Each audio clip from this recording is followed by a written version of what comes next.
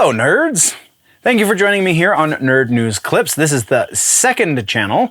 This is the place for all of the short-form content as well as the individual sections and just generally speaking smaller things. If you are into the longer form content, youtube.com/generallynerdy is the place to go see that. With that out of the way, let's get into this.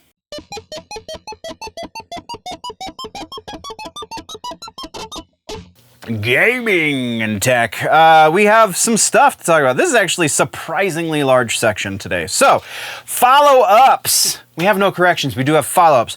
Halo Infinite split screen has been canceled. Split screen campaign for Halo Infinite has officially been axed. It was kind of dropped very nonchalant and then not really focused on in a video released from 343 Industries last week when they were talking about the changes that they're making, and then they gave us that roadmap that everybody hates because they extended an already too long season by 4 more months. There should be a whole nother season between now and when Season 3 actually starts. We should be on Season 5 by the time Season 3 actually starts. So yeah, that is kind of what that is. But yeah, campaign co-op does not exist. I take that back. Will not officially exist in Halo for Halo Infinite. And unfortunately, even though that's kind of what Halo was based on, was just being able to power up and play casually with friends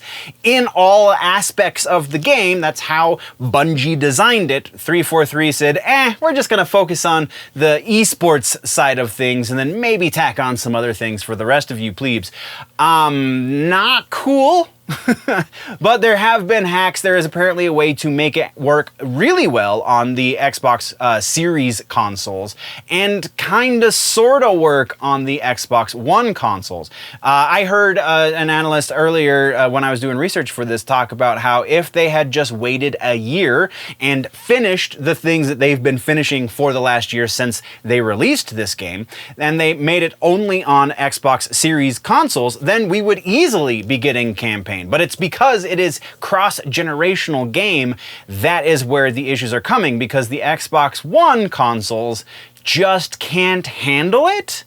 I feel like if a Nintendo 64 can handle split-screen co-op campaign, then an Xbox One should do it no sweat. Yes, I understand you're probably going to have to drop the poly count. I understand you might have to cut back on some lighting effects, but come on, guys. If 3 generations ago consoles can handle it, we can handle it half a generation ago, because we're not even fully into the series and the PS5 these days. So I feel like that's not an accurate way to look at the situation. I think this is just a matter of Microsoft's rigorous expectations and the way they conduct business really coming around to bite their biggest flagship IP in the ass, because they have made it so that that working environment is so unproductive because they're trying to save a buck on labor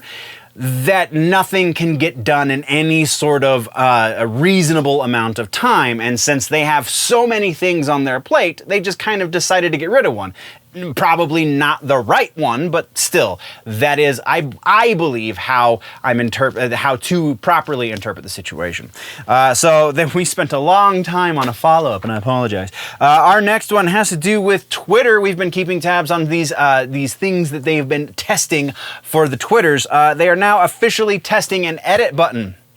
It's not everywhere yet. It's actually very small pockets across the US, and I believe that's it, where you might have access to an edit button where you can just, instead of deleting and retweeting a tweet, you can go back and correct that spelling error or connect a different image to that tweet that you wanted to. Yeah, those kinds of things are happening. Don't know when it's going to be rolled out worldwide, or even if they're going to start rolling it out in small batches, but as things progress, we will keep you updated. Next, we're talking about Netflix. The ad-assisted tier for Netflix is coming this year and not next year. It seems that November is actually when it is going to launch. I didn't write down the exact date. It looks like, if I'm going properly from memory, it's about November 9th, but I'm paraphrasing. I'm going by writ, so don't hold it against me if I'm wrong, but still, early November, potentially even, I think I might have actually saw November 1st is when it rolls out.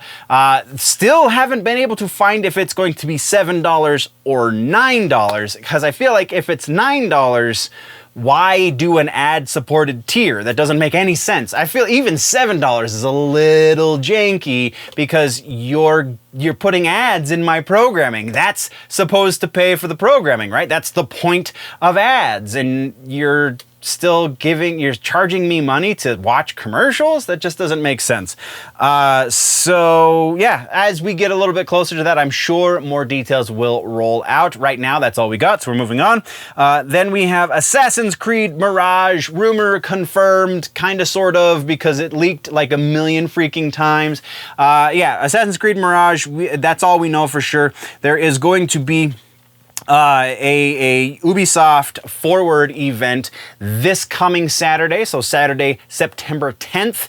We will be getting a lot more details on Mirage. It seems that Ubisoft was potentially going to make this announcement when they did anyway, so I don't know necessarily that the leak affected this announcement, but it might have, and either way, we still don't know really anything until the 10th, so we will be keeping tabs there. And then our final follow-up for gaming and tech is Microsoft. The Activision Blizzard purchase is still technically moving forward, though they are running into issues in Europe. The European Union is taking a finer look at things.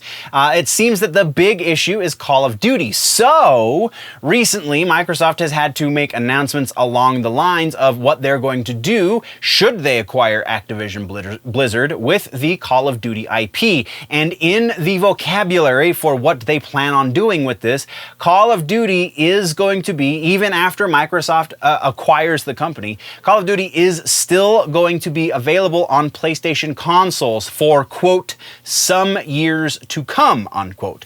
That seems rather non-specific.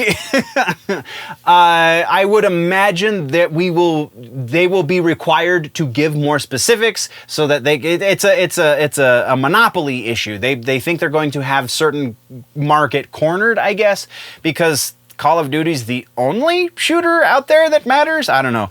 But yeah, that is where that one lies. We will be keeping tabs because this is an ongoing thing. So let's move into trailers. We did get one new trailer. This is another Gotham Knights trailer. This time it is just a general gameplay trailer that has to do with all of the playable characters, not just any one in particular, like we've covered previously. I mean, it looks pretty good. I still have a little bit of doubt as to whether the quality is going to be where we want it, but looking all right, looking like it's on the track that it should be. Let's move now into regular ass news. We have our first piece has to do with Apple and Android, and I honestly thought this happened a while ago. Apple has now taken 51% market share. They are now the dominant smartphone manufacturer in the United States. Again, I thought this already happened like 4 models ago. I really thought, like, as of the iPhone 8 or something, that they were officially, or maybe even since the inception, because they're the original quote-unquote smartphone. So okay, I don't know that that's necessarily news. This is kind of something that everybody assumed already, isn't it?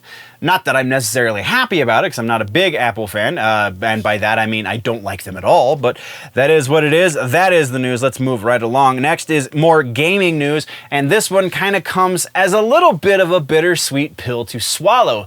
1047 Industries, 1047, the company that brought us Splitgate, the game that everyone plays, that is exactly what Halo should have been in a lot of ways. They have dropped, or will be dropping rather very soon, support for Splitgate, their big game that is out right now. They are not going to go cold turkey on us, and they are actually going to keep the servers online while they move their attention to their next game. It does sound like it is going to be something akin to a Splitgate 2, It's just they wanted to get a completely new framework to add assets to instead of just plugging in new assets to an old framework, which, you know, is respectable. They've been around for a few years at this point. It is definitely a game that is worth your time, and as a thanks to the community, they are doing one more battle pass between now and the end of the year, and that battle pass is going to be entirely free.